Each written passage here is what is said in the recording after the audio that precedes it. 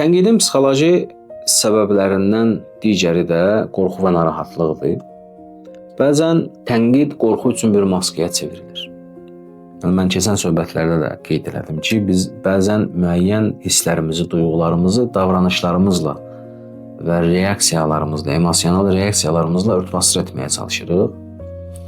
Bəzən insanın daxilində olan o qorxu və narahatlığı gizlətməsi üçün tənqid etməyə üz tutur. Və sanki tənqid etməklə içindəki qorxu hissini aradan aparmağa çalışır. Yəni, qarşı tərəf mənə hücum etməmişdən əvvəl mən ona hücum edeyim. Yəni, sanki elə düşüncə var ki, mən qarşı tərəfdən bir təhlükə gözləyirəm. O təhlükəni neytrallaşdırmaq üçün mən birinci hücuma keçim ki, qarşı tərəfi tənqid eləməklə onun mənə olan hücumunun qarşısını alım. Bəzən insan belə bir qeyri-müəyyənlikdən, səhvdən və ya dəyişiklikdən qorxduğu üçün başqalarının etdiyi hər şeyi analiz edib tənqid eləməyə meyilli olur. Yəni, bəzi insanların özünün dəyişməyə qarşı bir narahatlığı var, bir kompleksi var. Və ya da bəzi insanların səhvə qarşı bir kompleksi var.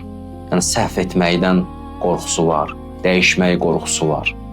Xüsusən bizim müşahidə etdiyimiz bəzi təbəqədə olan insanlar görürsən ki, yeniliyə açıq deyirlər.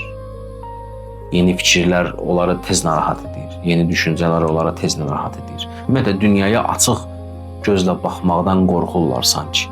Yalnız sahib olduğum bilgi və inanclarım mənə yetər bəsdir, bu qədərlə kifayətlənim düşüncəsi ilə yaşayırlar həyatda.